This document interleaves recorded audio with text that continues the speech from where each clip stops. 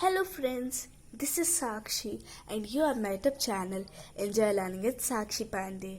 आज की वीडियो में हम कर रहे हैं क्लास 9 सिविक्स का चैप्टर नंबर 2 कॉन्स्टिट्यूशनल डिज़ाइन। तो कॉन्स्टिट्यूशन का मतलब क्या होता है? बताइए। कॉन्स्टिट्यूशन का मतलब होता है एक लीगल डॉक्यूमेंट जिसमें सारे रूल्स और लॉज लिखे होते हैं जो कि एक स्टेट को फॉलो करने होते हैं। तो हमारा जो इंडियन कॉन्स्टिट्यूशन है किस तरह से उसका डिज़ाइन हुआ वो हम पढ़ने वाले हैं। So let's start. In democracy, there are certain basic rules that the citizens and the government have to follow। यानी किसी भी लोकतंत्र में कुछ बेसिक रूल्स और लॉज होते हैं जो कि वहाँ के गवर्नमेंट और सिटीजन दोनों को फॉलो करने पड़ते हैं, और इन्हीं रूल्स का जो कॉम्बिनेशन है वो कहलाता है constitution. It is the supreme law of the country, यानी ये कंट्री का सबसे सुप्रीम लॉ है, सबसे बड़ा लॉ है। It determines the rights of citizens, the powers of the government and how the government should function. यानी इसमें ये दिया होता है कि गवर्नमेंट की क्या पावर है, क्या आम जनता का हक है, क्या गवर्नमेंट को करना चाहिए।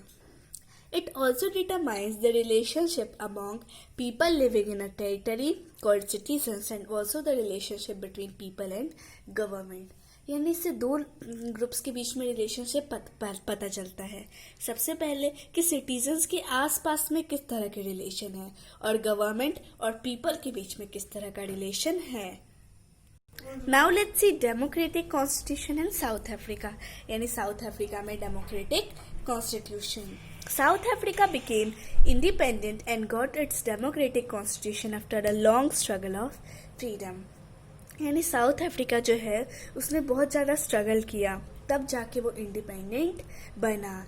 नेल्सन मंडेला जो थी उन्होंने यहाँ की आज़ादी के लिए लड़ा, और साथ ही साथ वहाँ पे जो ब्लैक एंड वाइट पीपल में डिस्क्रिमिनेशन हुआ था उसको ख़त्म किया, क्योंकि वो भी तो इंसान है, उनका भी हक है। तो इक्वालिटी लाने के लिए नेल्सन मंडेला ने ये सब किया। Along with 7 other leaders, Nelson Mandela was sentenced to life imprisonment in 1964 for opposing the apartheid regime. He spent 28 years in South Africa's most street-food prison, Robben Island. यानी वहाँ पे एक अपार्थीड सिस्टम चलता था, यानी वहाँ पे रेशियल सेपरेशन, रेशियल सेग्रीगेशन ये सब होता था, रेशियल डिस्क्रिमिनेशन होता था। जो ब्लैक्स होते थे उनके साथ बहुत ज़्यादा इल ट्रीटमेंट होता था। तो इसी के खिलाफ उन्होंने अपोज किया। तो 1946 में उन्हें और 7 और लीडरों को लाइफ भर की सज़ा दे दी गई। उन्होंने 28 साल जो अफ्रीका के सबसे खतरनाक, सबसे फियरफुल, सबसे ड्रीडेड प्रिजन जो था रॉबिन आइलैंड, वहाँ पे उन्होंने अपनी ज़िंदगी के 28 साल बिताए। Now let's C struggle against apartheid. यानी अपार्थीड के खिलाफ कौन कौन से स्ट्रगल्स हुए। Apartheid was the name of a system of racial discrimination unique to South Africa. It was imposed by the white Europeans on South Africa.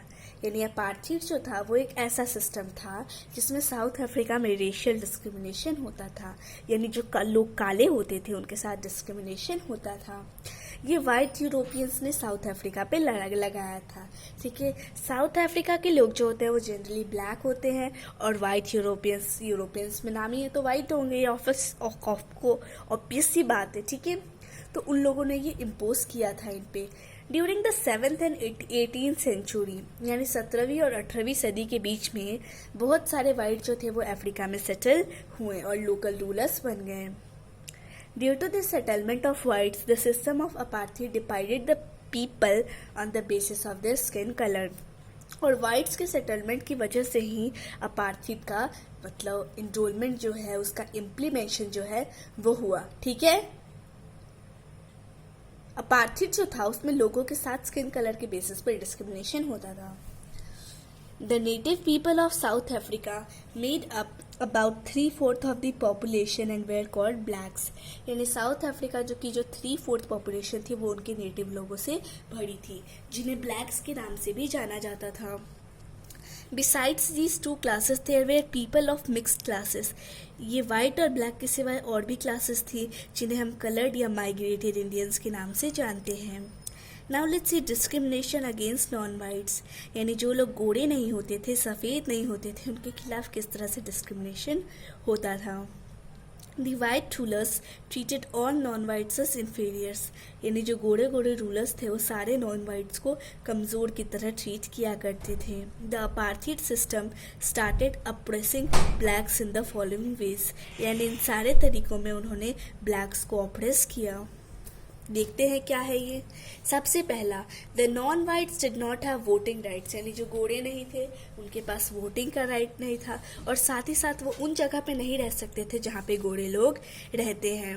The non whites could work in white areas only if they had a permit. और वो बस वहाँ पे सिर्फ और सिर्फ काम करने के लिए जाते थे, और उसके लिए भी उनके पास परमिशन होना ज़रूरी था.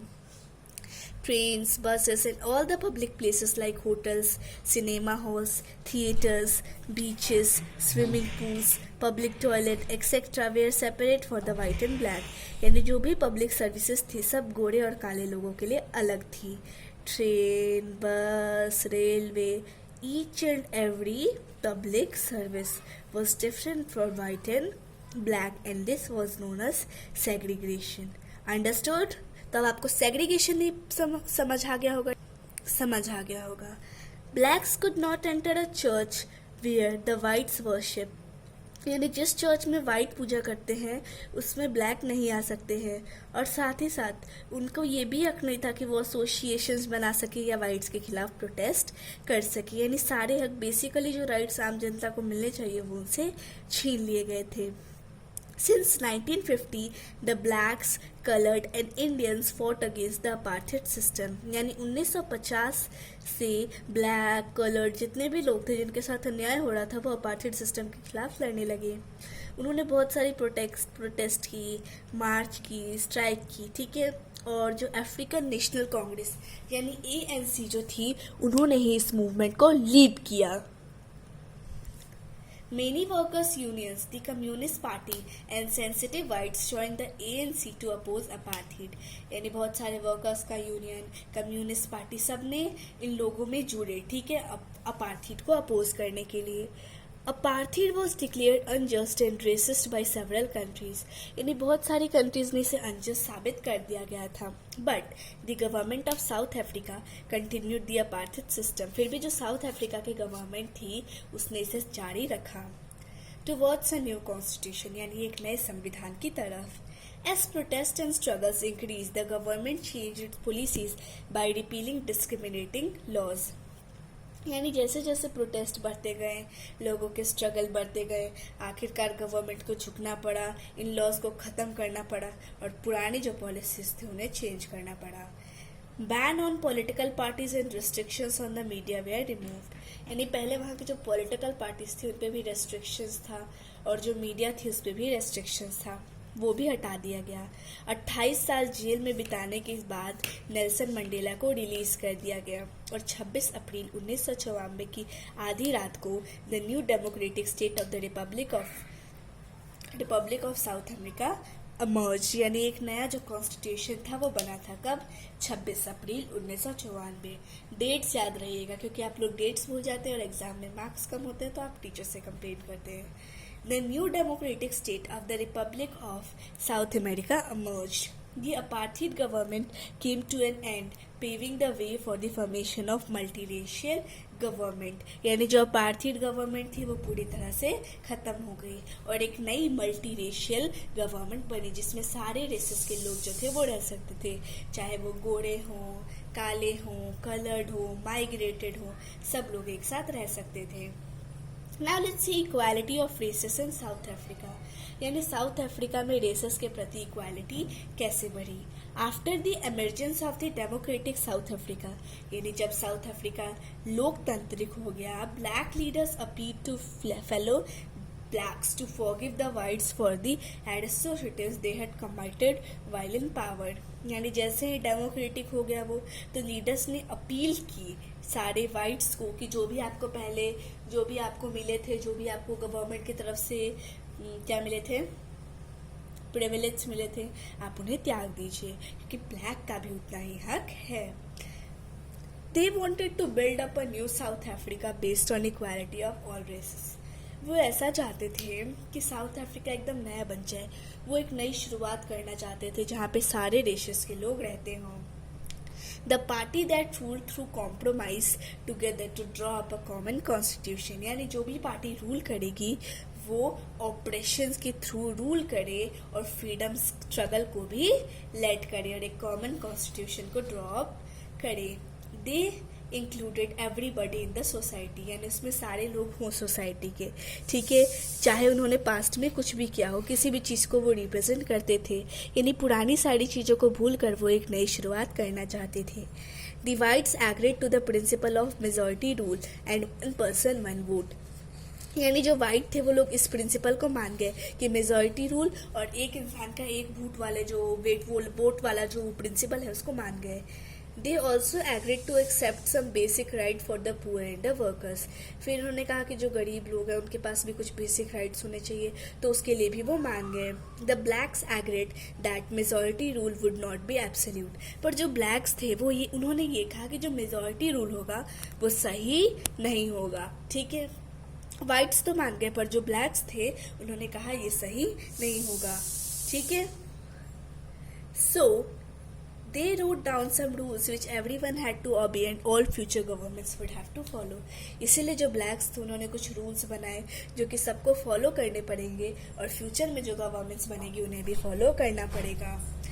These rules made up the constitution of the new country, और इन्हीं रूल्स से उस देश का नया संविधान बना. The preamble to the South African Constitution inspires democrats all over the world, यानी उनका जो प्रियम्बल है उन्होंने पूरे वर्ल्ड में उस सबको इंस्पायर किया. प्रियम्बल का मतलब होता है एक इंट्रोडक्टरी सिस्टम जो कि कॉन्स्टिट्यूशन का होता है, जिसमें बहुत सारे रीजंस होते हैं और गाइडिंग वैल्यूज होती है कॉन्स्टिट्यूशंस की. The preamble to the South African constitution, उसने पूरे वर्ल्ड को क्या किया, इंस्पायर किया, और अब साउथ अफ्रीका जो है वो एक डेमोक्रेसी है. सो यहाँ पे हमारी आज की वीडियो खत्म होती है. ये था पार्ट 1. पार्ट 2 देखना ना भूलें.